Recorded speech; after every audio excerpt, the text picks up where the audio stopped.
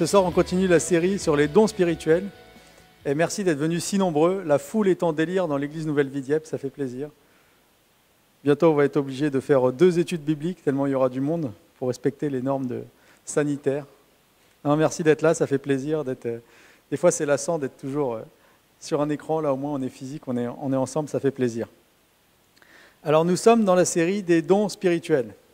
Le pasteur a commencé la série en nous parlant que les dons spirituels ont été lancés à Pentecôte. Quand le Saint-Esprit est venu, il s'est passé quelque chose. Il s'est passé quelque chose, il y a eu des personnes qui sont mises à faire des choses surnaturelles, des choses compréhensibles pour certains et extravagantes, au point qu'on a cru qu'ils étaient ivres, mais quand le Saint-Esprit vient, ça bouge, ça fait bouger les choses. Et ce qu'il a dit à travers cette étude, ce n'était pas juste de savoir ça, mais c'est de dire on le veut encore aujourd'hui. C'est vrai, vous êtes d'accord ? On a encore envie que le Saint-Esprit fasse des choses extravagantes avec nous aujourd'hui, même si les gens doivent dire qu'on est ivre ou qu'on est bizarre. Si c'est du Saint-Esprit, on est preneur. Le Saint-Esprit ne change pas, n'est-ce pas ? Ensuite, on a vu que dans l'histoire, les dons spirituels, les dons de l'Esprit étaient répandus sur les hommes, répandus sur des communautés, répandus sur des pays, sur des populations. Et on a vu qu'à travers l'histoire, ça crée des phénomènes qu'on retrouve dans nos livres d'histoire, avec des phénomènes incroyables en France, où dans les Cévennes, des bébés avaient des prophéties en français, alors qu'ils ne parlaient pas le français. Des enfants de tout jeunes étaient remplis du Saint-Esprit. On a vu aussi qu'au Pays de Galles et en Angleterre, il y a eu un réveil puissant au début du XXe siècle. D'ailleurs, les églises qu'on est aujourd'hui, les églises évangéliques en France, on est les descendants de ce réveil-là, quand le Saint-Esprit a soufflé. Mais le Saint-Esprit souffle, il déverse sa puissance sur des... Et est-ce que ça vous tente que nous aussi, on soit peut-être cette église qui va recevoir un réveil extraordinaire du Saint-Esprit pour ces circonstances? La semaine passée, on a vu que le pasteur a trouvé ce théologien qui décrivait comme ça, les dons du Saint-Esprit sont les bijoux de l'Église. C'est vrai que c'est une super belle image, c'est des bijoux, c'est ce qui fait la parure des croyants. Et on a vu que ce n'est pas juste la mallette à bijoux du pasteur. Ce n'est pas juste quelqu'un qui a la mallette à bijoux et qui est propriétaire de ces dons spirituels, mais ils sont pour nous tous. Pour vous qui êtes assis là, pour ceux qui sont derrière l'écran, on a accès aux dons spirituels. Ces dons sont des cadeaux, ils sont pour servir l'Église et ils sont aussi énergiques. C'est ce que le pasteur nous a dit, ils sont percutants, ils sont directs, ils sont impactants. Quand le Saint-Esprit, quand on utilise un don spirituel, là c'est précis, ça va droit dans le mille. Et ça c'est ce qu'on veut aussi pour nous, yes, en cette période. Pas juste être une Église comme ça qui écoute et qui vit, mais aussi une Église qui va toucher, qui va pratiquer les dons spirituels. Donc le but de tout ça, c'est qu'on mette en pratique. Ce soir, je ne vais pas continuer dans les dons spirituels parce que je laisse le pasteur s'en occuper, mais je vais juste rebondir sur ce qui a été relevé par rapport à la base de tout. Tout le chapitre sur le Saint-Esprit qu'on va étudier, qui se trouve dans 1 Corinthiens 12, l'apôtre Paul commence par mettre un préambule. Et Francis l'a déjà lu et moi je vais m'attarder dessus. L'apôtre Paul, avant de commencer pour les dons spirituels, il dit « Pour ce qui concerne les dons spirituels, je ne veux pas, frères, que vous soyez dans l'ignorance. » Il dit « Avant que je vous parle des dons spirituels, il y a quelque chose que vous ne devez pas ignorer. Vous savez que lorsque vous étiez païens, vous vous laissiez entraîner par des idoles muettes selon que vous étiez conduits. » Qu'est-ce que ça veut dire ça ? Il dit « Avant que vous soyez des chrétiens, païens, ça veut dire quand tu ne suivais pas Christ, que tu n'étais pas chrétien, il dit « Vous vous laissiez entraîner par des idoles muettes. Vous alliez à ce Dieu-là, puis à ce Dieu-là. Si vous étiez d'humeur à bien dormir, vous allez voir le Dieu de la lune. Si vous êtes d'humeur à être fécond, vous allez voir la déesse de la fécondité. » Et c'était comme ça que ça marchait. Il dit, vous allez à ce Dieu-là, vous allez à ce Dieu-là, selon que vous étiez conduit. Mais c'est pourquoi moi je vous déclare, c'est l'apôtre Paul qui reparle, qui dit que nul, s'il parle par l'Esprit de Dieu, ne dit Jésus est anathème. Ça veut dire sans importance. Et c'est là où il porte un intérêt particulier. Il dit, vous, avant, vous alliez à des dieux comme ça, on peut l'utiliser de ci, de là, comme on veut. Il dit, mais avec Jésus, avec le Saint-Esprit, c'est pas possible de faire comme ça. On ne peut pas dire Jésus est comme ça, quelque chose que je laisse dans un coin, et quelque chose que j'utilise et que je reprends. Il dit, avec Jésus, c'est pas possible. Avec l'Esprit de Dieu, ça ne fonctionnera pas comme ça. Et il dit que nul ne peut dire Jésus est le Seigneur si ce n'est par le Saint-Esprit. Il dit, le Saint-Esprit, si on vit avec le Saint-Esprit, on va pouvoir dire Jésus est Seigneur. Et vous vous souvenez, la semaine dernière, le pasteur nous a fait dire Jésus est Seigneur. Et il a raison. Parce que c'est le fond, ça c'est comme la base de tout ce qui est du Saint-Esprit, c'est que Jésus est Seigneur. C'est le préambule que l'apôtre Paul pose. Et c'est tellement important de reconnaître Jésus en tant que Seigneur. Jésus est Seigneur, c'est plus. Qu'est-ce que ça veut dire? Ça veut dire que Jésus, c'est plus qu'un copain. On dit Jésus est un ami, c'est vrai, mais c'est plus qu'un ami. Jésus, c'est un Seigneur. Aujourd'hui, Seigneur, ça fait un peu moyenâgeux. C'est bon, on n'est pas au Moyen-Âge pour obéir à un Seigneur. Mais à l'époque, c'était l'empereur romain qui était Seigneur, et on savait ce que ça voulait dire. Et quand l'apôtre Paul dit aux Corinthiens, qui sont en plein dans l'Empire romain, Jésus est Seigneur, ils savent ce que ça veut dire. Ça veut dire que Jésus est plus qu'un frère, et plus qu'un soutien. Jésus est un Seigneur. Et le considérer comme anathème, en fait, c'est le déconsidérer. Le considérer Jésus comme... En fait, c'est comme si on se servait de Jésus. Les gens, ils allaient avec leur idole, ils faisaient leur petite affaire, ils disaient merci, je voudrais ça, Dieu du soleil et tout ça, et après ils partaient. Et ils laissaient le petit bout de bois, le truc, on s'en fiche, on reviendra avec un autre. Là. Et il dit, si vous faites ça avec Jésus, vous déconsidérez Jésus. C'est pourquoi je vous le déclare que nul, s'il parle de l'Esprit de Dieu, ne dit Jésus est anathème. Si on fait ça, c'est comme si on considérait Jésus comme quelque chose de sans valeur. Et l'apôtre Paul, on parlait des dons spirituels, il est en train de leur dire, il faut considérer Jésus. Si vous marchez avec le Saint-Esprit, c'est parce que vous allez considérer Jésus. C'est une question cruciale. Ça va être lié à l'ampleur de ce que le Saint-Esprit peut faire en nous. Le Saint-Esprit va pouvoir agir en fonction de la considération qu'on a pour Jésus. Avant de profiter de l'action des dons du Saint-Esprit, il faut respecter Jésus. Mais ça veut dire quoi, respecter Jésus? Ça veut dire, qu'est-ce qu'il a fait Jésus? Il est mort à la croix pour nous pardonner des péchés. Il faut respecter le sacrifice de Jésus. Vous savez ce qu'il faut respecter? C'est la grâce. Jésus, c'est la grâce et il faut le respecter. Il faut respecter la croix, il faut respecter ce qu'il a fait pour nous. Pourquoi? Parce que ce qu'a fait Jésus, ce que Dieu fait, c'est sérieux. Qui ne savait pas que Dieu était sérieux? Dieu est sérieux. Rappelez-vous Moïse, quand il a rencontré Dieu pour les 10 commandements, il l'a vu passer furtivement, il a vu un morceau de Dieu de dos, il est redescendu de la montagne, on ne pouvait pas regarder son visage. Le peuple était terrorisé du reflet du dos de Dieu sur le visage d'un homme. Vous vous rendez compte? Qui était juste passé comme ça. Dieu est sérieux. Et parfois, avec le privilège qu'on a de vivre la grâce de Dieu au quotidien, d'être toujours baigné dans cet univers de grâce, on pourrait, c'est un danger, c'est pour ça que l'apôtre Paul, il le rappelle, oublier que Jésus est sérieux. Jésus est très sérieux. Et malheureusement, des fois, moi, je sais que je l'oublie. Parce que, vous savez, quand on est toujours pardonné de nos péchés en permanence, comme c'est le cas en Jésus-Christ, on pourrait avoir tendance à dire « Ouais, mais Dieu est cool, en fait. Dieu, il est cool. Il est cool avec mon péché, il me blanchit gratuitement. À chaque fois que je fais des bêtises, il va payer mes dettes, de toute façon. Tranquille. Papa est cool, en plus, il est riche. Elle n'est pas belle, la vie? Qui aurait voulu avoir un papa cool, un papa riche? J'aimerais nous dire que pour que nous puissions vivre cool, entre guillemets, pour vivre cool, Jésus est mort sur la croix. Et pour qu'on puisse vivre cool, il y en a un qui a souffert. Il y en a un qui a pris des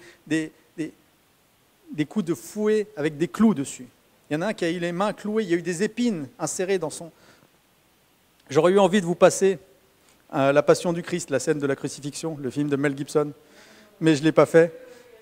Parce que j'ai vu un jour dans une église où j'étais à Paris, un ancien qui l'a passé pendant la Sainte Seine et il en a traumatisé quelques-uns.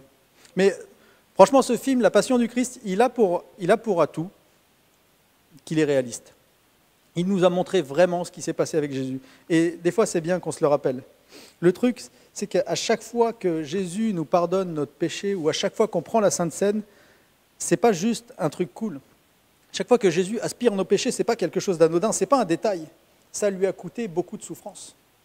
Et respecter Jésus, ne pas considérer Jésus comme anathème, c'est comprendre ça, c'est respecter ça. Dieu n'est pas juste un papa riche qui paye des dettes. Chaque sou qu'il sort, chaque addition qu'il paye, ça lui coûte. J'ai vu cette histoire un jour, j'ai lu cette histoire. C'est un jeune qui fait de la prison, qui est un bandit, qui a une vie dissolue, et puis qui voit sa grand-mère avec les mains toutes pleines de cloques, pleines de cicatrices, Et il va chez sa grand-mère et il voit tout ça. Et il dit, mais mamie, qui te fait ça? Qui te fait travailler comme ça? Qui t'exploite? Et si je le retrouve, je le tue. Et sa mamie, elle lui dit, c'est parce que je paye tes dettes toute l'année pour pas que tu ailles en prison. Et c'est un petit peu ça que Dieu fait avec nous. À chaque fois, ça le coûte, c'est sérieux. La grâce, la grâce est gratuite, mais le péché, ça coûte cher. Ça coûte très cher.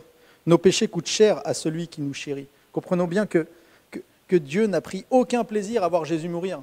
la mort de Jésus, le sacrifice de Jésus, ce n'était pas un Dieu du ciel qui s'est dit, tiens, j'ai trouvé une idée, tiens, pour régler le problème du péché, je vais envoyer Jésus sur la terre et puis ça va régler le problème. Non, non, non, c'était quelque chose d'horrible pour lui de devoir envoyer Jésus. Ce n'était pas un caprice, c'était par amour pour nous. Et chaque péché qu'on commet a un prix. Et considérer Jésus, c'est comprendre que chaque péché qu'on commet a un prix. À chaque fois que je suis en train de faire de la médisance, ça a un prix, ça coûte quelque chose. À chaque égoïsme intérieur, à chaque comportement égoïste, il y a un prix. À chaque tromperie, il y a un prix. À chaque querelle, il y a un prix. À chaque dispute nourrie de paroles blessantes. C'est ce qui m'arrive parfois avec ma femme. Je ne peux pas dire c'est juste mon sale caractère, je suis comme ça. Seigneur, pardonne-moi, s'il te plaît. Non, non, ça a un prix, ça coûte cher. Je n'ai pas le droit d'être content avec ça. À chaque fois que je dérive, que je me venge, que je suis dans la rancune, que j'insulte, que je mens, que je vole, ça a coûté cher à quelqu'un. Et pour chacune de ces choses, il y a une grâce parfaite, mais il y a aussi un vrai prix. Et ce n'est pas un divertissement pour Jésus de nous pardonner. Hein. C'est pas, il dit, tiens, ouais, je passe mon temps à pardonner les chrétiens. Il le fait par amour, mais ça lui coûte cher. Et c'est marrant parce que souvent, on s'offusque de voir Jésus insulté. Ça vous est jamais arrivé quand il sortait des films au cinéma, où on se moque de Jésus, on a déjà vu des manifestations, si on voit des gens qui insultent Jésus, on va dire « c'est horrible, vous ne pouvez pas parler comme ça ». Et tout. Mais souvent, on oublie que quand on fait des péchés, on fait directement souffrir Jésus. Et ça le blesse tout autant que les insultes. Et là, d'un coup, c'est beaucoup moins grave pour nous. Avec Jésus, c'est pas tu casses, tu payes, mais c'est tu casses, il paye, mais il y a de la casse quand même. Il y a de la casse quand même. Et l'idée de Jésus, c'est pas de nous dire « Ah, c'est pas grave, vous pouvez casser tranquille ». L'idée de Jésus, c'est de nous dire « Vous allez apprendre à moins casser ». C'est ça, respecter, considérer le sacrifice de Jésus, c'est apprendre à moins casser. Et vous savez comment ça s'appelle dans le langage biblique? Ça s'appelle porter du fruit. La grâce de Dieu, la croix, ça vient nous apprendre à ne pas casser et à porter du fruit, à apporter quelque chose, à mettre une valeur ajoutée sur cette terre. Dans le langage biblique, on parle de porter du fruit. Que l'on porte du fruit, c'est le but ultime de l'œuvre de Jésus. Et le seul et unique moyen de réussir à ne pas faire le mal, à porter du fruit, vous savez ce que c'est? Vous savez, je vais vous donner une révélation, la technique pour ne pas commettre le mal. Vous savez comment on fait? Non? Il faut juste faire le bien. Facile, hein? C'est pas compliqué. Il a dit, qu'est-ce que nous dit la Bible? Marchez selon l'esprit et vous n'accomplirez pas les désirs de la chair. C'est facile. Il y a juste à faire le bien et tu ne feras pas le mal. Le seul et unique moyen de porter du fruit, c'est de faire le bien. Et comment on fait le bien? En s'attachant à Jésus et surtout en obéissant à Jésus. Et vous allez comprendre que Jésus Seigneur, c'est un Jésus commandant. Un Jésus qui a des commandements, un maître. Si vous lisez attentivement les évangiles, vous allez voir que Jésus, même s'il était pédagogue, même s'il était gentil, même s'il était drôle, même s'il était rempli de compassion, il donnait quand même des directives. Hein. C'était quand même sérieux. C'était pas juste « Oh, au fait, mes disciples, à l'occasion, hein, si ça vous tente, peut-être quand vous serez de bonne humeur, vous pourrez pardonner à quelqu'un. Ou peut-être vous pourrez aimer votre prochain. Mais si c'est le bonjour, hein, parce que... Bon, non, ce n'était pas comme ça. C'était allez, faites, priez, donnez, marchez, aimez. Respecter Jésus, c'est lui donner l'occasion de nous faire évoluer dans l'obéissance. Respecter Jésus, ce n'est pas l'accomplissement d'actions choisies. Vous savez, souvent, on croit que je vais faire honneur à Jésus, je vais aller faire quelque chose de bien, je vais aller dans la rue, je vais prêcher l'évangile, je vais porter des tables à la Gap, je vais faire la louange, On croit que ça, je fais ça pour Jésus, c'est bon. Et à côté, si on ne lui obéit pas, ça n'a aucune valeur. Ça n'a aucune valeur. Jésus, il a besoin de notre obéissance pour nous faire évoluer, parce que c'est ça son but. Et vous savez comment savoir si vous êtes dans l'obéissance ou juste dans une action que vous faites vous-même et qui n'est pas forcément... Jésus n'attendait pas forcément ça de vous, mais c'est vous qui compensez avec ça. C'est quand c'est trop facile. Quand ce que vous faites, c'est trop facile, trop spontané, que c'est pas dur, que ça tire pas, en général, c'est pas forcément de l'obéissance. Mais quand ça tire, quand c'est dur, quand tu dis « Seigneur, j'ai pas envie de faire ça », là, en général, c'est qu'on est dans le bon. Ce qui produit du fruit, c'est qu'on obéisse au Christ qui vit en nous et dans lequel nous vivons. Jésus a dit ça dans l'évangile de Jean, au chapitre 14, verset 20, il dit « En ce jour-là, vous connaîtrez que je suis en mon Père, que vous êtes en moi et que je suis en vous.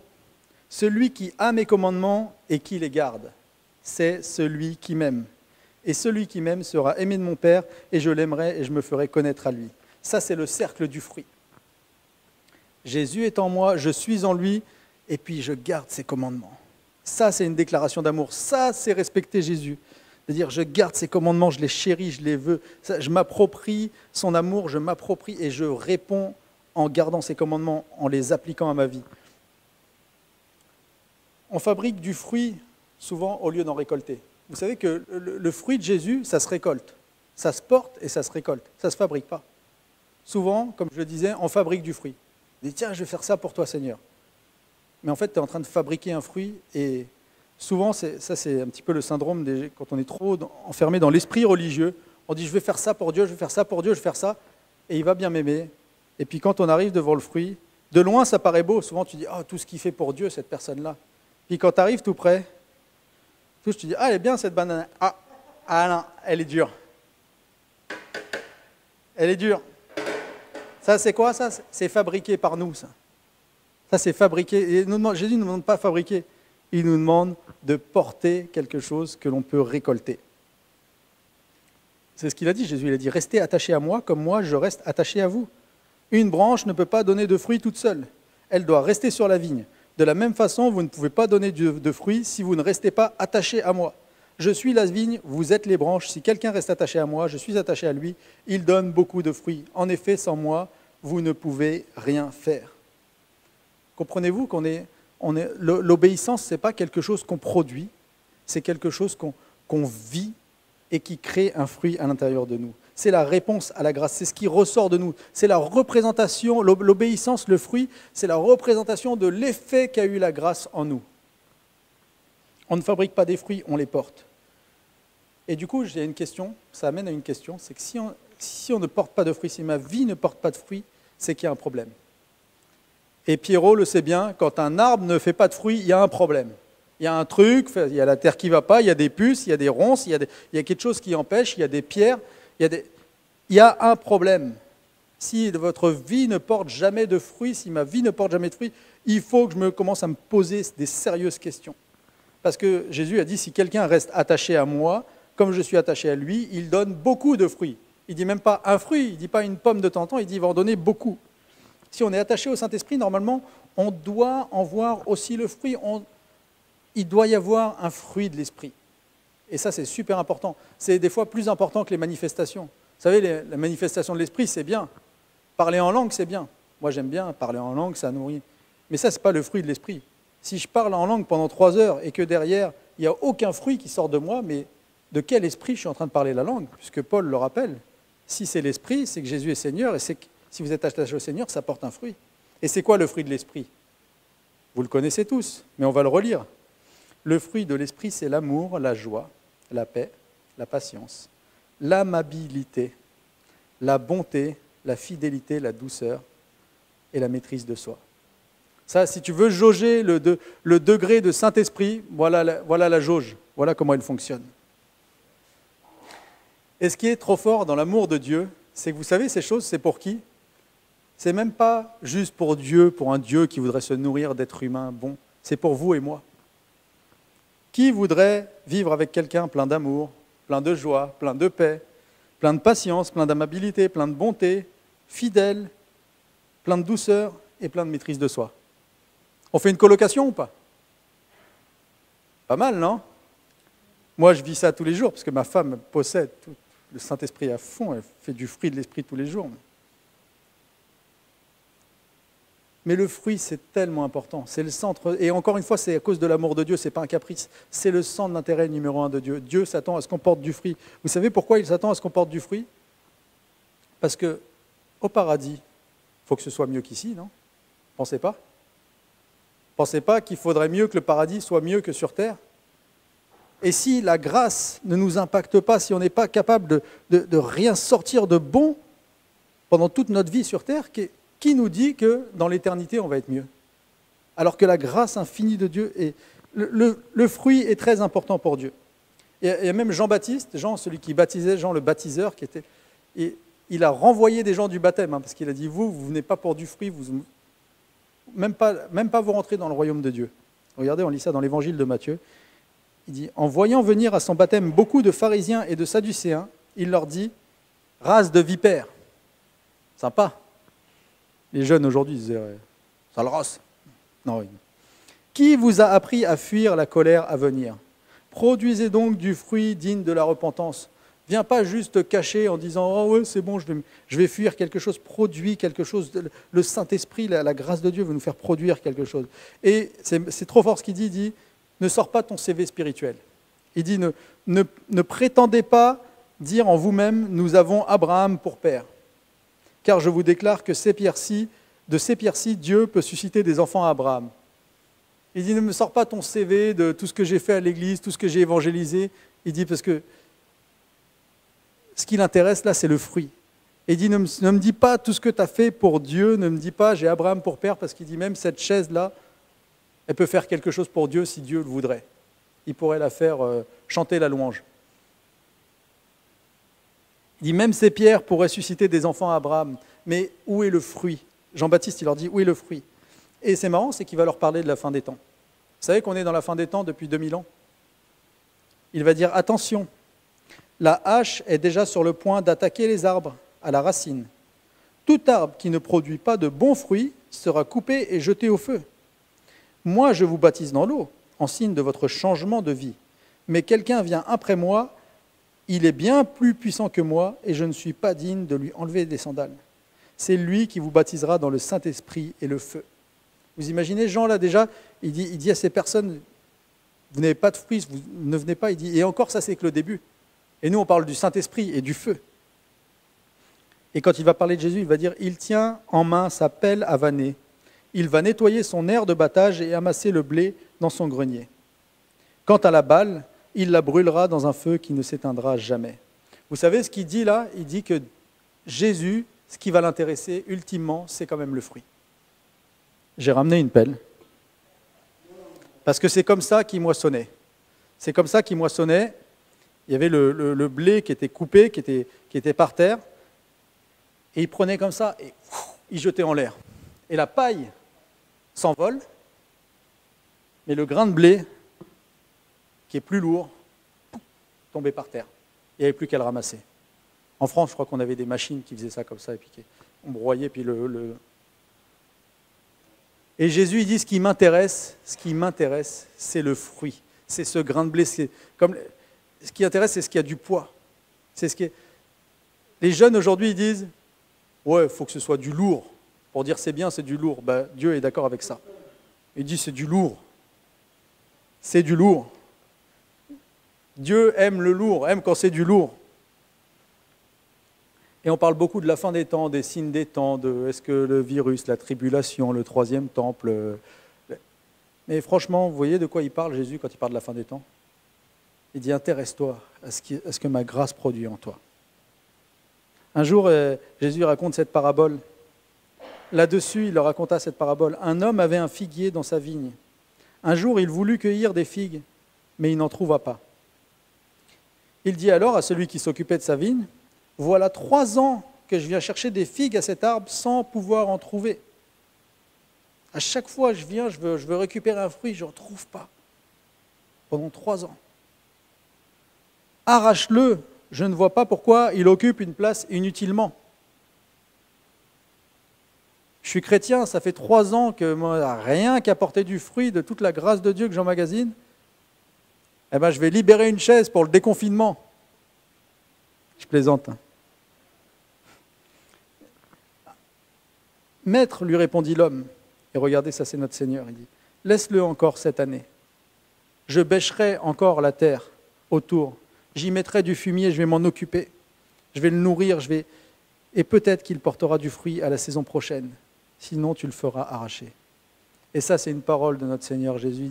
Il est là, il intercède encore pour nous, alors que des fois, on n'est pas fidèle, on ne porte pas de fruits, on est là, il n'y a rien qui change. Et le jugement de Dieu s'approche, il dit, cet arbre-là, et Jésus dit, attends, on travaille encore. Ça, c'est l'amour et la patience de Dieu avec nous. Mais encore une fois, vous voyez l'importance du fruit. L'importance du fruit. Comprenez bien que c'est vraiment, comme je le disais tout à l'heure, ce n'est pas de la méchanceté de Dieu. C'est parce que si aujourd'hui la grâce de Dieu, son amour infini, tout ce qu'il nous donne, n'arrive pas à avoir aucun impact à l'intérieur de nous, qu'est-ce qui va garantir qu'on va être mieux plus tard? Qu'est-ce qui va garantir qu'on va être mieux plus tard? Le paradis, c'est fait pour être le paradis, c'est fait pour être un endroit où il y aura du pardon, où il y aura de l'amour, où il y aura... C'est pas fait pour un déménagement de gens qui n'arrivent pas à devenir gentils, qui n'arrivent pas à être réceptifs à tout l'amour de Dieu. Jean 15, 12 dit « Voici quel est mon commandement. Aimez-vous les uns les autres comme moi-même je vous ai aimés. » Le but de Dieu, c'est juste que le paradis soit beau pour nous, qu'on puisse s'aimer les uns les autres après avoir expérimenté son amour. En effet, Jésus termine le Notre Père avec cette phrase qui m'a toujours fait bizarre quand je la lis, parce que je me dis quand même, Jésus, tu es la grâce infinie, mais pourquoi tu dis ça à la fin du Notre Père? Il dit, en effet, si vous pardonnez aux autres leurs fautes, votre Père céleste vous pardonnera aussi. Mais si vous ne pardonnez pas aux hommes, votre Père ne vous pardonnera pas non plus vos fautes. C'est hyper violent quand on y réfléchit. Et je pense vraiment que Jésus veut nous mettre en garde. Si tu n'as pas été fichu de pardonner ici, pourquoi tu pardonneras plus là-haut? C'est pour ça que Jésus, je pense, est très explicite sur son point. Si on a connu l'amour de Dieu et qu'on n'est pas porteur d'aucun fruit, l'arbre que nous sommes risque d'être un dossier compliqué pour l'éternité. Et je ne dis pas qu'on gagne le salut, je ne dis pas qu'on mérite le salut, puisque le salut vient sur nous et il s'offre à nous. Mais à un moment donné, ça doit créer une réponse. Et je crois que dans l'Église de notre temps, on ne peut pas, où il n'y a plus de Seigneur, où il n'y a plus d'autorité, où il n'y a plus rien, il y a quelque chose qu'on doit garder, c'est de garder Jésus en Seigneur et de dire on va créer quelque chose, on va porter du fruit. Je vais finir avec un passage de Pierre. On parle du Saint-Esprit, on parle de Pentecôte, il faut finir avec le monsieur du Saint-Esprit, le leader du Saint-Esprit, monsieur Pentecôte, Pierre, rempli du Saint-Esprit. Regardez ce qu'il va dire. Moi, 2 Pierre, chapitre 1. Moi, Simon Pierre, serviteur et apôtre de Jésus-Christ, j'écris à ceux qui ont reçu une foi aussi précieuse que la nôtre, par la générosité de Jésus-Christ, notre Dieu et notre Sauveur. Vous avez vu, il met bien le tableau. Il dit, je parle à ceux qui ont juste reçu la grâce de Dieu. Vous connaissez Dieu et Jésus notre Seigneur, alors qu'il vous bénisse et vous donne la paix en abondance. Là, il a planté son décor. Et il va dire, dans sa puissance, Dieu nous a donné tout ce qu'il faut pour vivre en lui restant fidèle. Souvent, on cherche des excuses. On dit, ouais, mais moi, je ne peux pas, parce que moi, ce n'est pas mon jour, ce n'est pas mon truc, moi, tout ce que j'ai subi. Et il dit, dans sa puissance, dans son esprit, dans sa puissance, son dunamis, Dieu nous a donné tout ce qu'il faut pour vivre en lui restant fidèle. On a tout le stock. En effet, il nous a fait connaître celui qui nous a appelés à participer à sa gloire et à sa bonté. Si tu connais Jésus, tu peux porter du fruit, c'est forcément possible. Par cette gloire et cette puissance, Dieu nous a donné des promesses très grandes et précieuses. Alors, en recevant ce qu'il a promis, vous pourrez sortir de ce monde pourri par des désirs mauvais. Vous pourrez sortir de ce monde pourri par des désirs mauvais et vous pourrez être unis avec Dieu lui-même. J'ai envie de nous dire, c'est possible. C'est possible, on peut le faire. Je peux le faire, tu peux le faire. Mais regardez ce que va dire Pierre, parce que je trouve ça vraiment tellement puissant et quelque chose souvent qu'on néglige. On dit, ah ben non, c'est la grâce qui doit agir, mais Pierre va mettre un mot grossier. C'est pourquoi faites tous les efforts que vous pouvez pour croire et en même temps pour mener une vie honnête. C'est fou ça quand même. Pierre, le monsieur Pentecôte, le monsieur Saint-Esprit, premier disciple de Jésus, celui qui a les clés de l'Église, il dit « Faites tous vos efforts que vous pouvez pour croire et en même temps pour mener une vie honnête. Menez une vie honnête et en même temps apprenez à connaître ce que Dieu veut. Rentrez dans le cercle du fruit. Connaissez ce que Dieu veut et en même temps soyez maître de vous-même. Soyez maître de vous-même et en même temps soyez patient. Soyez patient et en même temps soyez fidèle à Dieu. » Ça ressemble au fruit de l'esprit, non ? Soyez fidèles à Dieu et en même temps, ayez de l'amitié pour vos frères et sœurs chrétiens. Comme nous ici, ayons. Ayez de l'amitié pour eux et aussi de l'amour. L'amitié, c'est trop léger pour le fruit de l'esprit, pour ce que Dieu peut créer en nous. Voilà les qualités que vous devez posséder, que vous devez posséder. Pas que je vous suggère de posséder. Et si vous les possédez en abondance, vous serez actifs et vous serez capables de mieux connaître notre Seigneur Jésus-Christ. Mais si quelqu'un ne possède pas ces qualités, il ne voit pas clair et il ressemble à un aveugle. Il oublie qu'il a été lavé de ses péchés d'autrefois. Il oublie. Il oublie, c'est un chrétien qui est dysfonctionnel. Il dit, il a été lavé de ses péchés, mais il oublie l'effet que ça peut avoir. Alors, frères et sœurs, faites encore plus d'efforts pour rester fidèles à l'appel de Dieu et au choix qu'il a fait de vous. Si vous vivez de cette façon, vous ne risquez pas de tomber dans le mal. Oui, Dieu vous ouvrira largement l'entrée du royaume sans fin, du royaume de Jésus-Christ, notre Seigneur et notre Sauveur.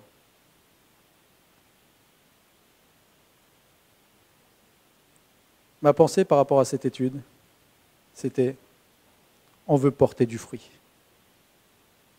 Vous êtes d'accord? Et n'ayons pas peur de dire que ça va nous coûter de faire quelques efforts, puisque même Pierre était capable de le dire. De dire, faites vos efforts, à un moment donné, même si ça ne marche pas, naturellement, comme on penserait que oh, ben Jésus, je pensais que tu allais tout changer, vas-y, travaille. Je vais prier. Merci Seigneur pour ton amour pour nous, ta patience. Mais vraiment, je te prie pour que nous puissions être cette Église que ton cœur attend. Ces personnes qui vont s'investir et qui vont se mettre à mettre des efforts, à mettre de l'activité dans le but de pourquoi ta grâce est venue sur terre. Garde-nous d'être une Église qui te considère comme anathème, qui se sert d'un Dieu qui pardonne les péchés le dimanche et de repartir dans notre vie de semaine sans transformation intérieure. Garde-nous de tomber dans ce piège. Merci parce que nous voulons te considérer comme un Seigneur et nous croyons que dans ce cercle du fruit, dans ce cercle du Seigneur, nous allons découvrir toujours plus de toi et toujours plus de ton amour. Et je te prie pour que nous puissions être à Dieppe une lumière comme tu l'attends de nous. Et vraiment merci de nous encourager, de nous fortifier, merci de nous rassurer par ta patience, mais merci aussi de nous sensibiliser à l'importance cruciale en période de fin des temps ou pas de porter du fruit. Que des choses lourdes retombent de nos vies pour que tu puisses moissonner une belle moisson et que l'amour de Dieu puisse transpercer l'éternité à travers nos vies. Amen.